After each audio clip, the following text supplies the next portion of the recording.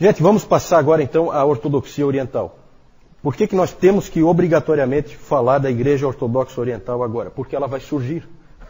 Só por isso. Né? Que ano houve a separação da Igreja, que era uma só até esse período aí? Alguém lembra? Quando foi? Não. Alguém lembra assim de cabeça? Não falamos ainda sobre isso. Mas às vezes as pessoas sabem, né? Porque é o grande cisma entre a Igreja do Ocidente e a Igreja do Oriente. Isso foi no ano 1054, então é no fim aqui do nosso período. Certo? É claro que a coisa vai piorando ao longo do tempo, isso não acontece de repente. Certo? Todas as vezes que nós falamos da Igreja Oriental até agora, nós sempre nos referimos a ela como uma igreja só. Como uma igreja unida, né? A Igreja Católica Romana. Era uma igreja só, a Igreja Católica, não romana, a Igreja Católica. Católica e ortodoxa. Porque um problema nessa divisão que houve entre catolicismo romano e ortodoxia oriental é que um ficou com raiva do nome que o outro pegou. Por quê? Porque os católicos não se consideram menos ortodoxos do que os orientais. E os orientais não se consideram menos católicos do que os romanos. Né? Então são nomes assim que cada um roubou para si e que realmente não faz muito sentido, porque na verdade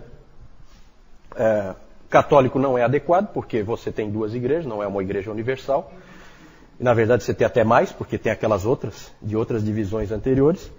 E ortodoxa também não é adequado, porque a ortodoxa oriental não é a única que segue aquela ortodoxia dos concílios. Certo? Não, começou no Oriente, porque todos os concílios foram no Oriente.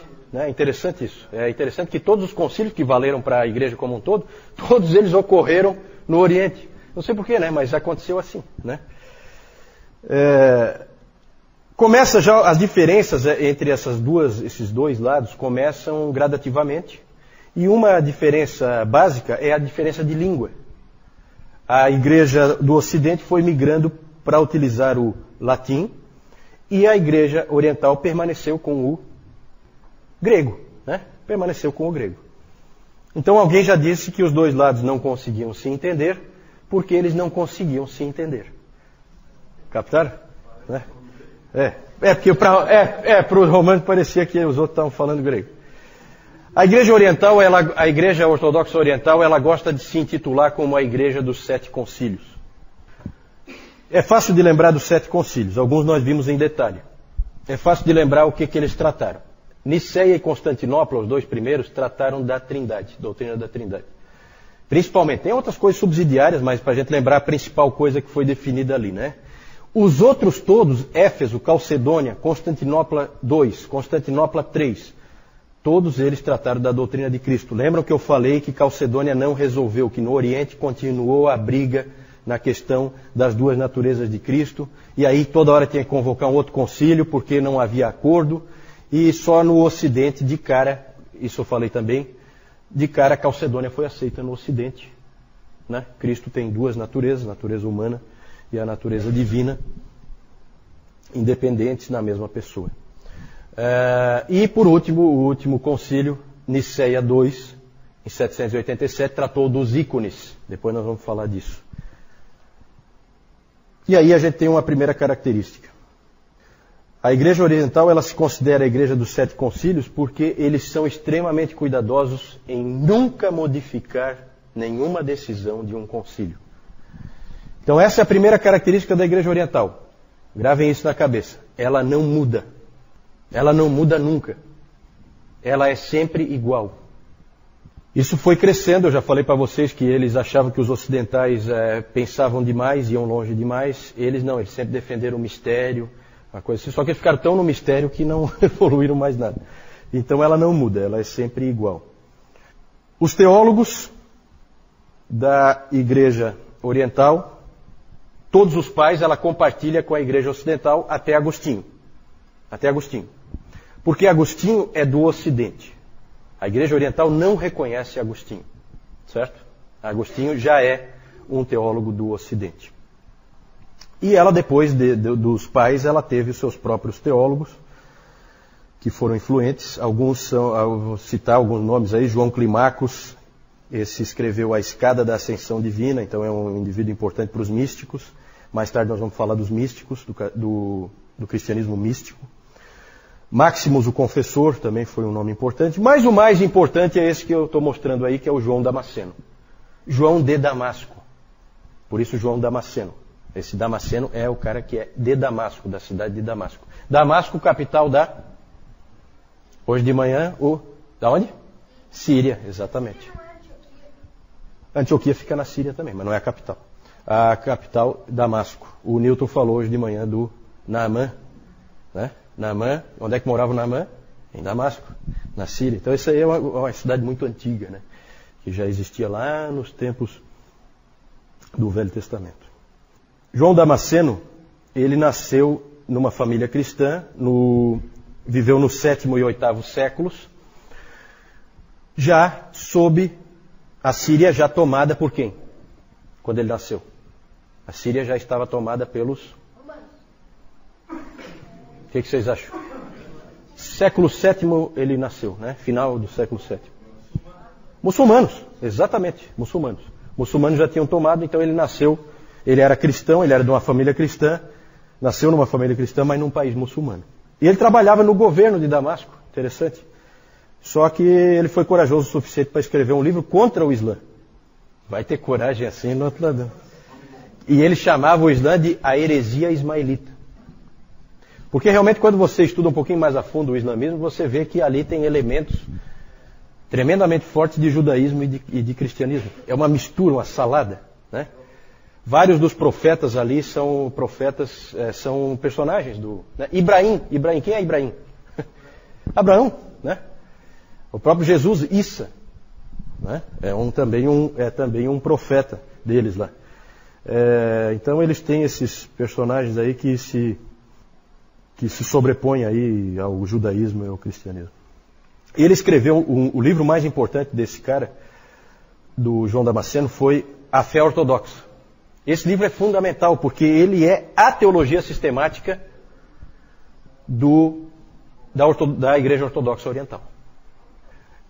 A fé ortodoxa. A fé ortodoxa. Na verdade, é a única teologia sistemática. Certo? Ele também escrevia hinos, esse João Damasceno. Ele é importante para definir qual é o pensamento ortodoxo. Eu quero fazer um comparativo rápido, porque evidentemente nós temos um foco aqui na divisão que houve, que vai acontecer no final desse período. E aí eu quero mostrar para vocês as ênfases, porque ali também há um ponto de discórdia, as ênfases de cada igreja. No Ocidente, a ênfase sempre foi e é até hoje, e nisso aí nós não temos muita distância do catolicismo romano. Nós como protestantes mostramos que somos sim ocidentais, porque as ênfases nossas são exatamente as mesmas do catolicismo romano. Pecado, graça, justificação e salvação. Só que a gente evidentemente trata isso tudo de uma maneira diferente, né? Muito mais bíblica, muito mais atrelada à palavra de Deus do que o catolicismo romano. Mas a ênfase oriental é completamente diferente. Os orientais eles enfatizam outras coisas. O apofaticismo, vou falar daqui a pouco, a tradição, a teoses, também vou falar em detalhe, e os ícones. Nos 7 concílios nós vimos ali que o último concílio teve como tema os ícones, certo? Nós vamos tratar isso com um pouquinho de detalhe daqui a pouquinho. Apofaticismo. Apofaticismo é a teologia negativa. Lembra que eu falei já do Dionísio, o pseudo-areopagita, ele trabalhava essa teologia negativa. Então eles têm essa ênfase em que a gente não pode conhecer a Deus, em que nós estamos no escuro, em que há mistérios, tudo é nebuloso, certo? Isso é uma ênfase deles. Por causa disso, e porque a igreja deles nunca muda, então não há diversidade. E o Ocidente, vocês eu acho que conseguiram perceber, só pelo que eu mostrei ali do Radberto e do Ratramno, tendo uma controvérsia dentro do mesmo monastério. Uma controvérsia séria que a igreja vai ter que resolver. E o Gottschalk, por exemplo, vindo trazer Agostinho de volta, e a igreja dando... Né? Então há uma diversidade gigantesca na igreja ocidental. Sempre há teologias lutando. Né? E na oriental não, porque tudo é nebuloso, nós não podemos saber, certo? E aí então tudo fica como sempre foi. É bem diferente. Então, teologia negativa. ênfase no mistério e na sombra em vez da luz. Tradição. O Ocidente também valorizou a tradição. Só que, como eu acabei de falar, no Ocidente fica essa coisa, toda hora aparece alguém que questiona a tradição. E diz, não, isso não é assim, isso deveria ser assado. E vai aparecendo esse tipo de conflito. No Oriente, jamais. A tradição no Oriente é diferente. Para eles, a tradição nada mais é do que a voz do Espírito. E eles dizem que em cada um daqueles 7 concílios repetiu-se o Pentecostes. Por mais que houvesse problemas ali, dificuldades, por fim o Espírito Santo tomou conta daqueles homens e o que eles decidiram é a palavra do Espírito Santo. Então vejam que é uma ênfase completamente diferente que nós não temos aqui no Ocidente. Nem o catolicismo romano, nem o protestantismo. Certo? A tradição deles é diferente e está em pé de igualdade com as Escrituras. Claro que se é uma repetição do Pentecostes e é o Espírito Santo falando, evidentemente que o Espírito Santo escrevendo ou falando agora no concílio, dá no mesmo. Sendo ele, a autoridade é dele. Certo? Então é assim que eles veem. Alterar uma decisão dos concílios, então, seria como alterar as Escrituras para nós. E por isso eles não alteram. Entenderam? É fácil de entender, né? Se a gente estuda um pouquinho e a gente simplifica, assim como eu estou simplificando aqui, a gente começa a entender um pouco o porquê de cada coisa. Uma coisa está ligada na outra. Certo? Mas vejam que é completamente diferente. Né? Já dá para ver que mais cedo ou mais tarde ia dividir, ou já estava dividido. Essa que é a verdade, já estava dividido. Não formalmente, mas estava dividido, porque pensam totalmente diferente. A revelação não é somente pelas Escrituras e muito menos através do Papa. Eles não têm Papa. A revelação é por meio da Igreja. Eles sempre pensaram assim. É a Igreja. Teoses. O que é a teoses? Teoses é o meio de salvação para a ortodoxia oriental. Eles são salvos pela teoses. O que é a teose? O que quer dizer isso? Significa uma palavra que significa deificação. Deificação. Atanásio disse o seguinte, Atanásio é fundamental para a ortodoxia oriental, tá? Atanásio disse o seguinte, Deus se fez homem para que o homem pudesse tornar-se Deus. Para eles isso é muito importante. Você vai aos poucos sendo transformado à imagem e semelhança de Deus. E nós temos um texto bíblico que mais ou menos puxa nessa direção, né? Qual é? Alguém lembra? Um texto bíblico que puxa nessa direção, de que o homem vai se transformando ou é transformado em Deus, como Atanásio colocou aqui. Deus se fez homem para que o homem pudesse tornar-se Deus. Não, é aquele do 2 Pedro 1,4. Né? Alguém abre aí para nós, 2 Pedro 1,4? Participantes da natureza divina. Lembra desse? Esse pedacinho, acho que a maioria lembra. Esse aí, eu achava que todo mundo conhecia, mas o Newton, não sei, vou ter que consultar o Newton para ver se todo mundo conhece. Não, só um minutinho, para pegar, né? Alguém achou aí? Denise, achou? Pelas quais nos têm sido doadas as suas preciosas e muito grandes promessas, para que por elas vos torneis coparticipantes da natureza divina, livrando-vos da corrupção das paixões que há no mundo. Vos torneis coparticipantes da natureza divina. Para eles essa é a salvação, é você se tornar coparticipante da natureza divina. Para o Ocidente isso aí soa estranho. O Ocidente não gosta muito dessa linguagem.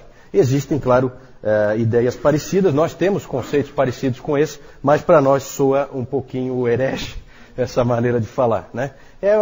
Na verdade, eles têm um entendimento claro disso aí, mas para o ocidental soa estranho, soa como uma heresia. Há pessoas no Ocidente que constroem em cima dessa ideia, geralmente são místicos, mas não é bem aceita normalmente no Ocidente, ela tem uma certa resistência. No Oriente é praticamente o meio de salvação. Vou falar dos ícones. O uso dos ícones. O que são os ícones? Ícones são as imagens de Cristo e dos santos. Quando um protestante vai para uma igreja oriental,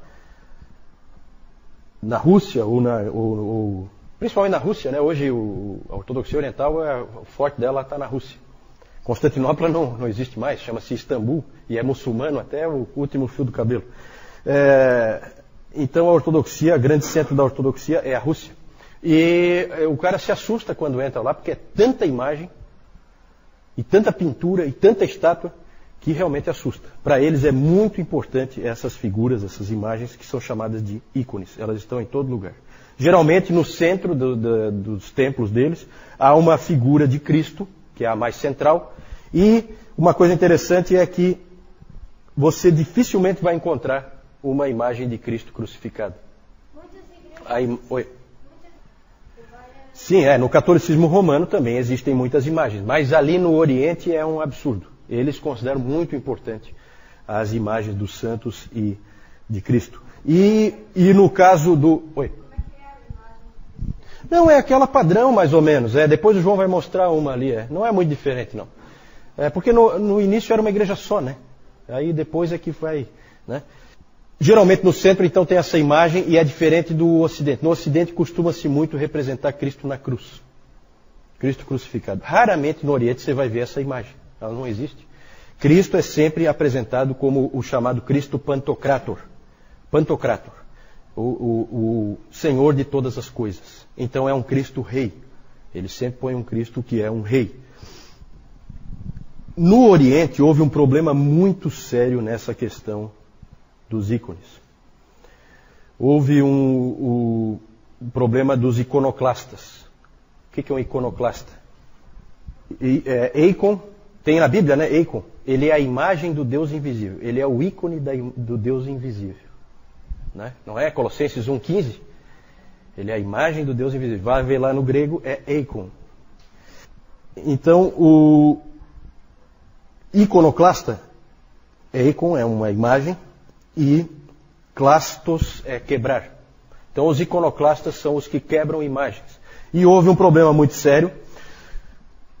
Levantou-se pelo século VII e VIII, principalmente no século VIII, apareceram esses iconoclastas, que eram indivíduos que achavam que não podia ter essas imagens. E aí apareceram imperadores que eram iconoclastas. E o principal deles é Leão III, que era um imperador bizantino, o Isuriano. Ele, em 730, mais ou menos ali por 730, ele então mandou quebrar e destruir todas as imagens que havia. Na Oriental, na Igreja Oriental. Por que isso? Os historiadores estudam isso e eles dizem que os imperadores temiam o poder dos mosteiros. Os mosteiros eram muito poderosos. E eram eles que incentivavam a veneração das imagens, eram eles que faziam as imagens, eram eles que pintavam as figuras, então eles tinham tudo na mão. E aquilo dava poder para eles. Outra coisa que se imagina também que tenha provocado a iconoclastia, o ataque às imagens, pode ter sido, esse violento, né? Pode ter sido por causa da influência muçulmana, que os muçulmanos estavam ali muito perto, e muçulmano não tem imagem em hipótese alguma. Então os muçulmanos achavam aquilo ali, um povo, na verdade, um povo pagão, que tinha templos cheios de imagens, era assim que o muçulmano via o cristão. E aquilo ali era um mau testemunho, né, diante dos muçulmanos, e provavelmente também muitos encaravam aquilo como errado por mero erro teológico, porque a Bíblia não condena isso aí, né? Então houve esse problema dos iconoclastas. Esse problema levou à convocação daquele concílio, o Sétimo Concílio, em 787, para resolver essa questão, para se decidir, pode ter os ícones ou não. Na verdade, gente, olha, teve muitos abusos aí. Só para citar um exemplo, o que começou a se fazer era se pegava uma imagem aqui no templo, então tem uma estátua ali de um santo qualquer, e se raspava um pouquinho da pintura dentro do cálice, do vinho, que é para energizar. Que ficava muito mais poderoso se tivesse aquela raspinha. Né? Então esse tipo de abuso, esse tipo de coisa, isso aí irritava muita gente. Vocês podem imaginar por quê. Então o clima estava ruim. Isso aí foi tudo no Oriente, tá? Nós tivemos no Ocidente também indivíduos que tentaram acabar com as imagens. O próprio Carlos Magno, ele procurou diminuir a influência das imagens. Ele achava que aquilo ali era uma coisa que não estava bom. Mas é difícil, eles tiveram dificuldade. Depois os protestantes tentaram, né? O Lutero, o Calvino, Lutero nem tanto, Lutero mais ou menos, Lutero uma boa parcela, mas se você vai numa igreja luterana, eles toleram melhor algumas imagens, principalmente da cruz e tal, né? O segundo concílio de Nicéia, então, como nós vimos, ele definiu a validade do uso dos ícones, como válidos, como bons. Ele colocou eles, aí é aquela coisa, as coisas sempre pioram quando tem uma ação muito forte, ocorre uma reação muito forte. E aí eles colocaram os ícones em pé de igualdade com a palavra escrita. Certo? A palavra escrita é a revelação em palavras e a palavra nos ícones, a revelação nos ícones é a revelação em cores. Era assim que eles viam. E aí eles usaram de todo tipo de artimanha e estratégia, como é comum usar sofismas e esse tipo de coisa em teologia. Eles usaram argumentos contra os iconoclastas, dizendo que Jesus Cristo se fez homem e, portanto, é legítimo representá-lo na forma humana, e quem não o representa na forma humana pode ser acusado de docetismo. Docetismo era aquela heresia em que se dizia que Jesus não era verdadeiramente humano. Certo? Então é uma estratégia, né? E o próprio João Damasceno foi importante para a defesa dos ícones. E os ícones ganharam uma importância muito grande. Quase que eles desaparecem, mas não desapareceram, acabaram ganhando força. Porque muitas vezes quando você persegue, você dá força. E foi exatamente o que aconteceu nessa questão dos ícones. São muito importantes na Igreja Oriental. E é claro que depois os teólogos tiveram que fazer uma ginástica para explicar a diferença entre adoração e veneração. Né? Os teólogos orientais tiveram o mesmo problema que o catolicismo romano tem. Como é que eu explico isso aí? E aí fazem todo um arrazoado que não convence ninguém, aí usam termos bonitos, adoração absoluta, que é só a Deus, e a adoração relativa, que é aos santos. Então, sabe, começa esse tipo de coisinha assim que não... Na verdade, todo esse posicionamento ignorou a Bíblia e ignorou o ensino dos pais. Os pais sempre associaram os ícones ao paganismo. Certo? Então é aquela coisa. A tradição, mas na hora de pôr em prática não põe. Né? É interessante essa observação. Na Escritura o Espírito Santo mandou não fazer, e daí no concílio de Nicéia 2 ele mandou fazer. Interessante. Vamos falar do problema, os ícones já falei, vamos falar do problema do grande cisma. Na verdade já havia aquela diferença de ênfases, que me parece que é bem forte, e aí começam assim os pequenos problemas.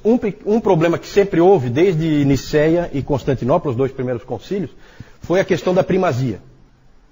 Porque em Nicéia e em Constantinopla foi definido o seguinte, que a Igreja de Roma é a igreja mais importante, mas que Constantinopla é a nova Roma, porque o imperador foi para lá. Na verdade, vocês veem que no início todo o pensamento deles é que a importância da igreja tem a ver com a sede do império. Né? Aí depois vem o Leão I, espertalhão, e vem com essa história do Pedro, que não sei o que, Mateus 16, que é bíblico, não sei o que e tal, e se aproveita e acaba jogando lá. Por quê? Porque a sede do império não é mais ali. Agora nós temos que mudar o enredo. Certo?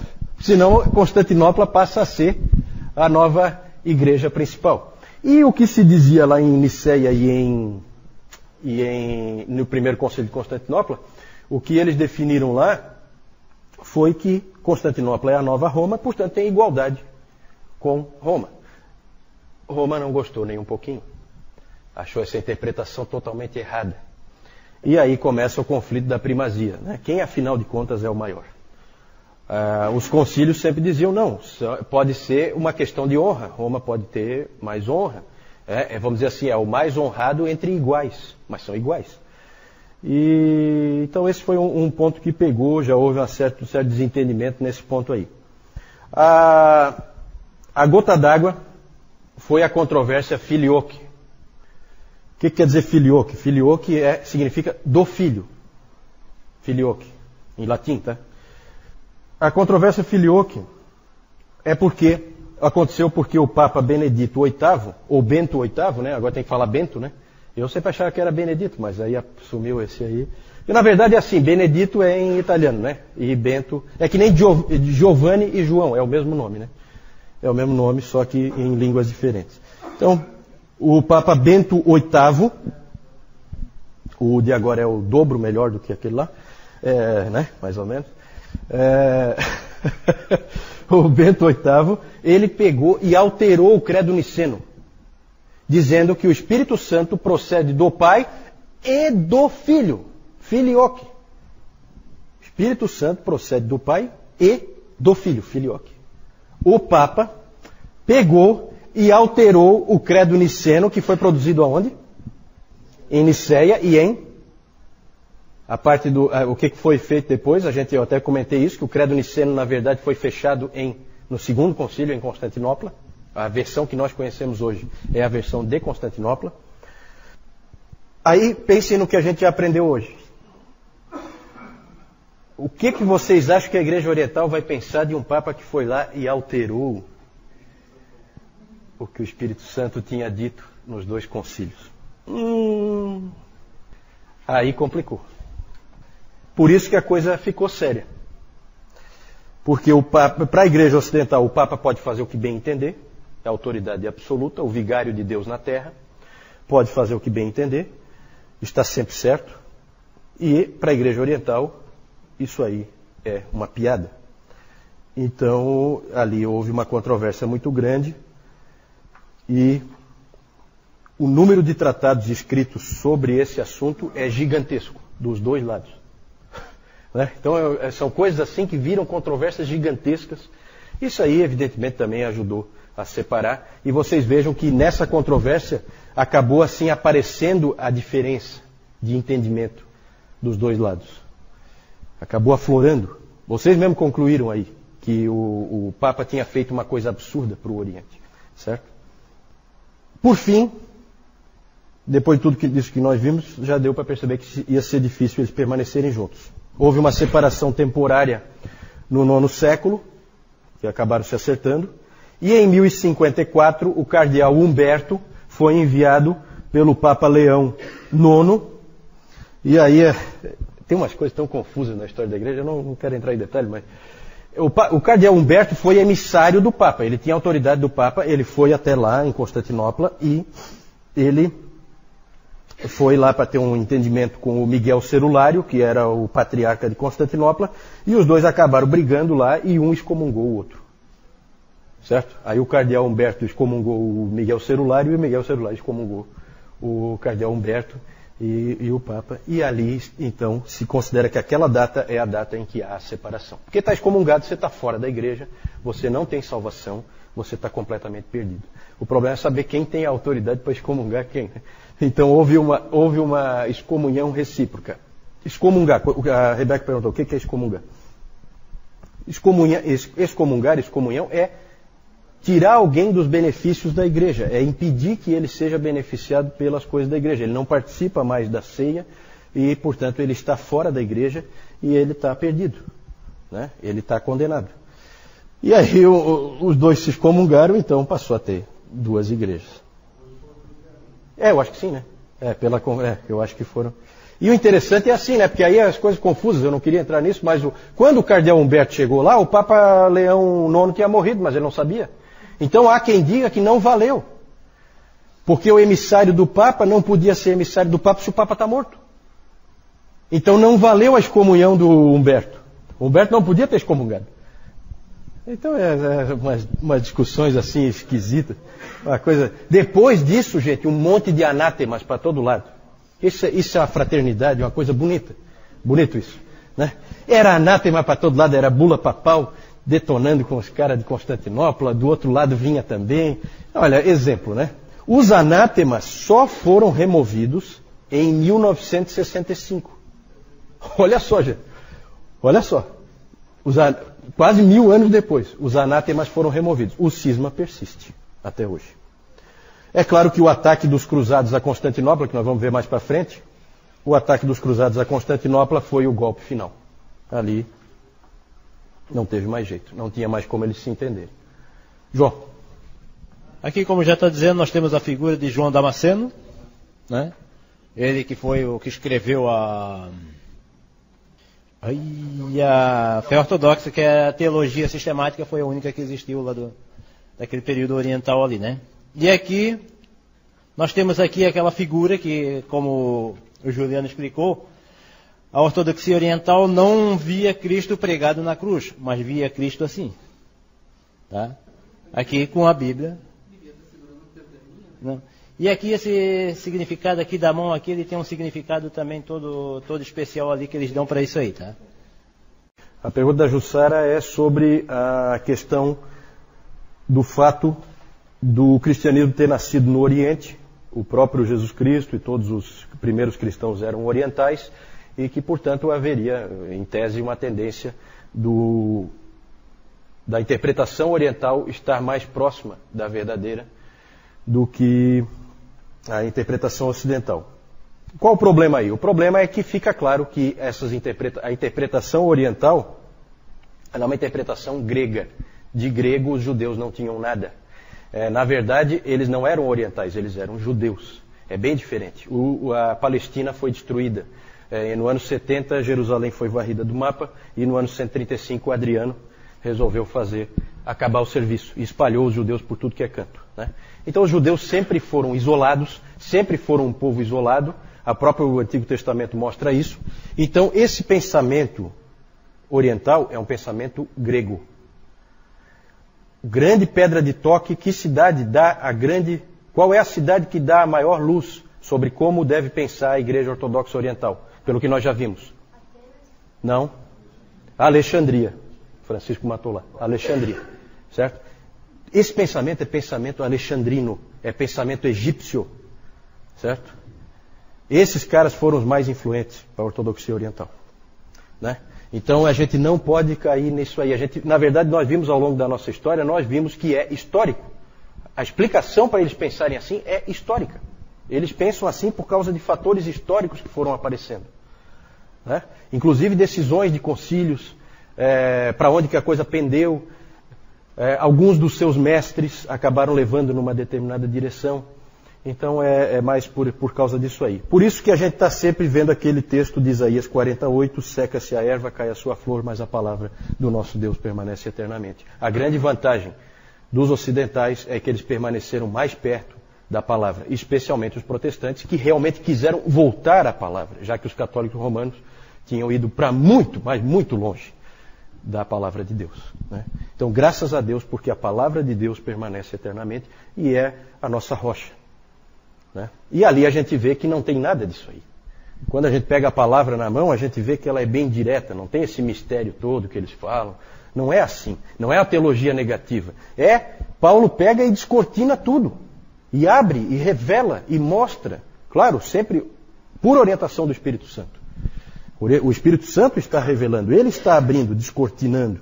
Né? Então, na verdade, aí eles estão indo por um caminho perigoso.